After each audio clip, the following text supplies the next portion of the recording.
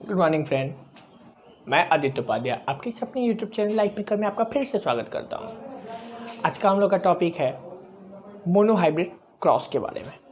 तो monohybrid cross को अगर देखते हैं तो इनमें ये जो कैरेक्टर है तो इनके नाम से पता चल रहा है मोनोहाइब्रिड। मोनो मतलब होता है एक, तो किसी एक कैरेक्टर को लेकर क्रॉस करना, उसी को कहते हैं मोनोहाइब्रिड क्रॉस। तो ये जो है ये टॉपिक आता है जेनेटिक्स के अंदर, और ये बात सबसे पहले बताया था G.J. मेंडल के द्वारा बताया गया ये टॉपिक। G.J. मेंडल तो फादर ऑफ जेनेटिक्स भी हैं हमारे G.J. Mendel, Gregor Johann Mendel. लेकिन जो जेनेटिक्स टर्म है, ये जेनेटिक्स का नाम रखा जिन्होंने, वो थे हमारे एक साइंटिस्ट बैटसन नाम के साइंटिस्ट ने जेनेटिक्स का नाम जेनेटिक्स रखा।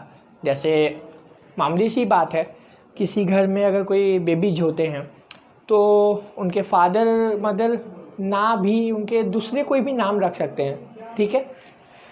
तो यही है जेनेटिक्स। बैटसन ने जेनेटिक्स का नाम जेनेटिक्स रखा और फादर कहलाए G.J. मेंडल, इसलिए कि सबसे पहले उनके बारे में बताए थे G.J. मेंडल ने। तो हम मोनोहाइब्रिड क्रॉस के बारे में देखते हैं।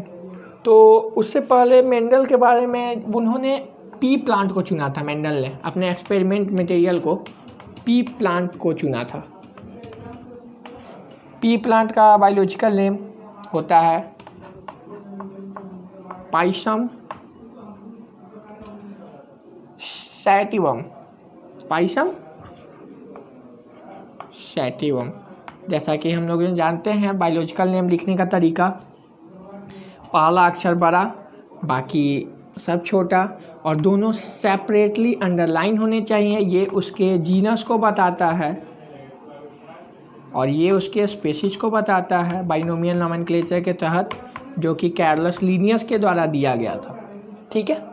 आपने पहला चैप्टर 11th के पहले चैप्टर में द लिविंग वर्ल्ड में आपने इस चीज़ को पढ़ा होगा। तो मोनोहाइब्रिड क्रॉस में मेंडल ने 7 पेयर ऑफ कॉन्ट्रास्टिंग कैरेक्टर को बताया था। 7 पेयर में कॉन्ट्रास्टिंग कैरेक्टर क्या है तो वो बताते हैं हम आपको एक एग्जांपल के तहत। अगर एक आदमी के हाइट के बारे में बात किया जाए तो वो आदमी का हाइट क्या हो सकता है, या वो लंबा हो सकता है या छोटा हो सकता है, यानी टॉल या डॉर्फ। अगर उसके वेट के बारे में बात किया जाए, उसके गर्थ के बारे में, वेट नहीं गर्थ के बारे में बात किया जाए, तो या तो वो मोटा हो सकता है या वो पतला हो सकता है। अगर हम उसके क्या कहते हैं, उसके कोई अगर शेप के बारे में बात करें, पी प्लांट के पॉट शेप के बारे में, तो उन सब चीज़ के तहत लेते हुए मेंडल ने ये 7 पेयर ऑफ कॉन्ट्रास्टिंग कैरेक्टर दिया था। पहला स्टेम हाइट, तो हाइट देखे कि कोई प्लांट का टॉल हो रहा है, किसी का डॉर्फ। पॉट शेप फ्लैट है, कॉन्स्ट्रिक्टेड है। पॉट का कलर अगर देखा जाए तो कभी कभी ग्रीन, कभी yellow. Flower position axial terminal. Seed colour yellow green. Seed shape round tinkle.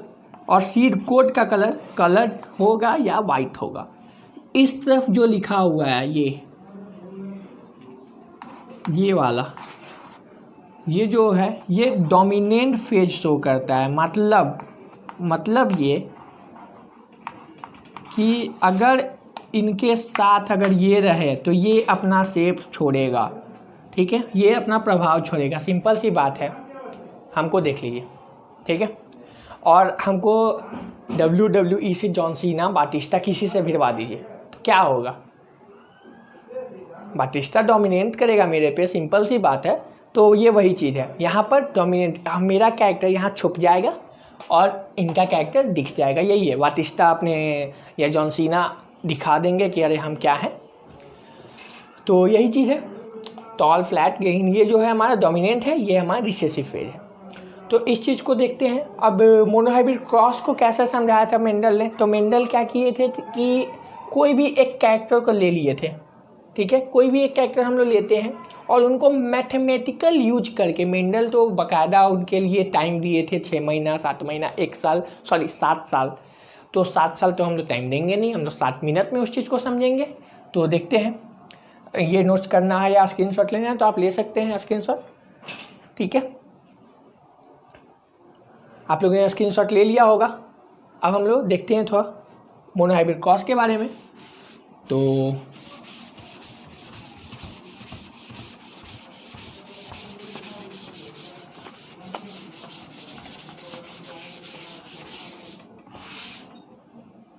Monohybrid cross के बारे में देखते हैं। तो हम लोग लेते हैं स्टेम हाइट को,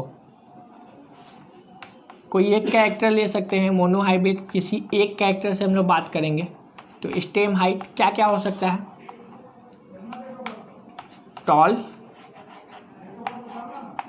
टॉफ, किसी एक को, इनको रिप्रेजेंट ऐसे किया जाता है, इनको रिप्रेजेंट ऐसे किया जाता है, स्मॉल और कैपिटल लेटर से। किसी एक को आप मेल, किसी एक को फीमेल मान लीजिए, और इन दोनों के बीच में जब क्रॉस करवाएंगे टॉल और डॉफ के बीच, तो इनका गैमेटोजेनेसिस होगा, इनके गैमेट बनेंगे। क्रोमोजोम गैमेट बनने में क्या होता है? तो क्रोमोजोम डिप्लॉयड से हैप्लॉयड फेज में आता है। तो मियोसिस के तहत मियोसिस होगा, गैमेटोजेनेसिस प्रोसेस होगा, और गैमेटोजेनेसिस प्रोसेस होगा तो उससे क्या होगा कि हमारे क्रोमोजोम जो हैं वो टूटेंगे नहीं, डिप्लॉयड से हैप्लॉयड में आएंगे। तो वो कुछ जो पेयर में थे वो सिंगल आ गए। इनमें अगर बात करें, किसी एक को मेल, किसी एक को फीमेल आप मान लीजिए, तो इनका स्मॉल टी, ठीक है।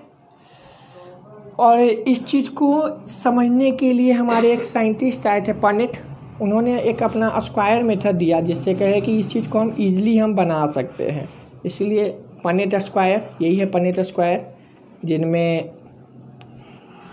कुछ इस तरह से दिखते हैं। अगर मोनोहाइब्रिड है तो 4 फेज, डाईहाइब्रिड है तो 16। इस तरह से हम लोग देखेंगे। आप ऊपर किसी एक को रख लीजिए और नीचे किसी एक गैमेट को रख लीजिए। जैसे टी को हम ऊपर रख लिए हैं, कैपिटल टी को, और स्मॉल टी को नीचे रख लिए हैं। अब यहाँ पर आप मैथ में 2-3 क्लास में स्क्वायर का मेथड पढ़ेंगे, 2-3 उससे शायद 6-7 में स्क्वायर मेथड। तो उसमें क्या होता है, इसको इससे जोड़िए, इनटू कीजिए, तो ये ऐसा कुछ दिखेगा। इनको इससे कीजिए तो ये कुछ ऐसा दिखेंगे, इनको इससे, फिर इनको इससे, ठीक है। तो इनमें ये चारों में सेम स्ट्रक्चर आया। हम अभी आपको एक बात बताए थे कि बातिस्टा और आदित्य उपाध्याय को जब लड़वाइए तो बातिस्टा अपना प्रभाव छोड़ेगा। तो यानी यहाँ पर जितने भी स्पेसीज हुए, रिजल्ट में उनको क्या मिला मेंडल को, कि पहला फेज जो हुआ ऑल आ टॉल। तो मेंडल सोचते रह गए, उनको ये टी कुछ नहीं पता था, उनको बस ये दिखा कि सारे टॉल हैं। तो वो कहें कि अरे हम टॉल और ड्वार्फ को क्रॉस करवाएं, ये ड्वार्फ गया कहाँ, ये कहाँ छुप गया। तो वो तो उसके बाद वो क्या किए कि ये जो स्ट्रक्चर आया था, ये जो फेज आया था, इन्हीं को सेल्फ क्रॉस करवाएं, आपस में ही भिड़वाएं, ठीक है। एक मेल एक फीमेल, इनका जब गैमेटोजेनेसिस हुआ तो इनके गैमेट में कुछ ऐसा बना, गैमेटोजेनेसिस, बड़ा टी छोटा टी, बड़ा टी छोटा टी, ऐसा कुछ था। तो ऐसा ही दिखा। फिर से हम लोग समझने के लिए पनेट स्क्वायर देख रहे हैं, उनको तो बाकायदा टाइम लग रहा था, हम लोग को तो कोई टाइम नहीं लगेगा इस चीज़ को समझने में। तो फिर से वही काम, टी टी टी टी, ठीक है। देखें कि इन दोनों को जब क्रॉस करवाएं तो ये कुछ ऐसा आएगा। इनको और इनको मिलवाइए, ठीक है।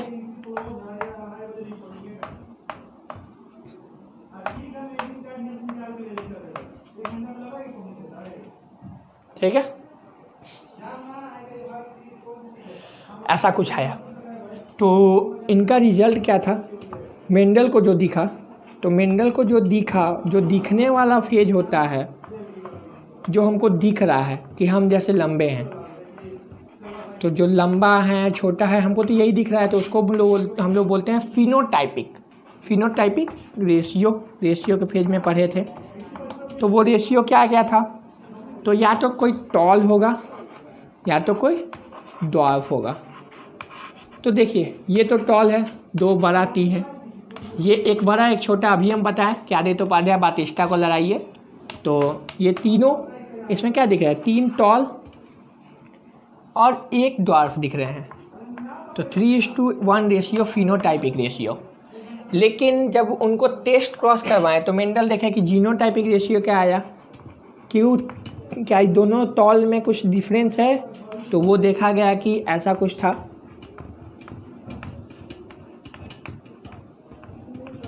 तो वो आया, एक बहुत अच्छा प्रचार देता था, बोलो 1 2 1। देखिए यही है, ये 1 एक टी है, एक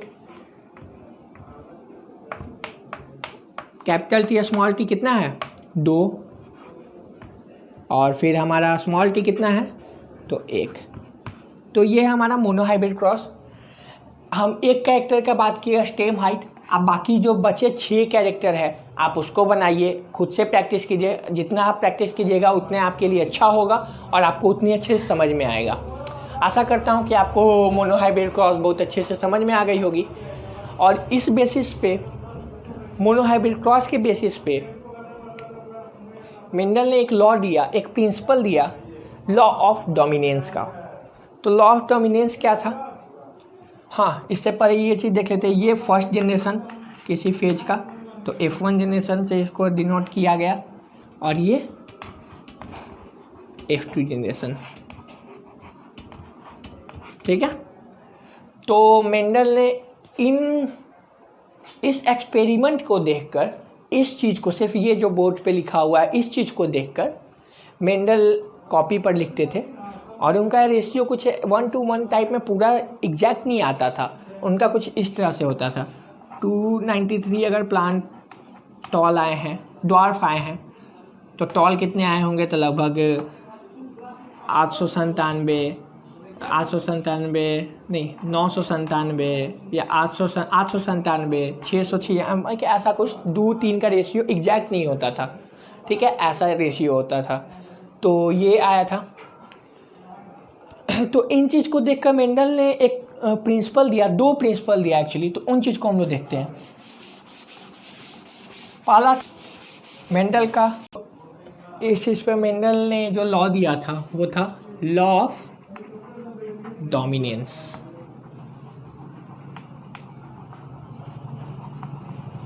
तो इनसे वो कहे क्या कि जब हम किसी भी चीज़ को क्रॉस करवाते हैं, किसी भी कैरेक्टर को क्रॉस करवाते हैं, तो उसमें जो ट्रेट होता है उनमें एक जो है अपना छाप छोड़ता है और दूसरा अपना छाप नहीं छोड़ता है। जैसे कि आप ये देखें, टी और टी का क्रॉस हुआ था, तो जो रिजल्ट आया था वो आया था टी और टी, लेकिन जो इंडिविजुअल का फिनोटाइपिक रेशियो था वो टॉल था ना कि ड्वार्फ, टॉल था ना कि ड्वार्फ, ड्वार्फ नहीं था, ठीक है, टॉल था। तो इस चीज़ पे बताएं कि जो एक है वो अपना छाप छोड़ेगा, दूसरा अपना छाप नहीं छोड़ पाएगा। तो जो छाप छोड़ेगा अपना, उसको हम लोग बोलते हैं डोमिनेंट एलील, और जो छाप अपना नहीं छोड़ेगा उसको हम लोग बोलते हैं रिसेसिव एलील, उसको हम लोग बोलते हैं रिसेसिव एलील। यही था प्रिंसिपल हमारा मेंडल्स का, प्रिंसिपल ऑफ डोमिनेंस। सेकेंड एक जो लॉ था वो था लॉ ऑफ सीग्रीगेशन। अब मेंडल जो थे वो सोचे कि अरे हम टॉल और डॉर्फ का क्रॉस करवाएं, ठीक है, टॉल डॉर्फ का क्रॉस करवाएं, लेकिन हमारा F1 जनरेशन सारा टॉल आ गया, ठीक है, मीडियम टॉल नहीं, प्योर टॉल नहीं था, मीडियम टॉल था वो। तो उन्होंने जब सेल्फ क्रॉस करवाया तो उन्होंने रिजल्ट ये पाया,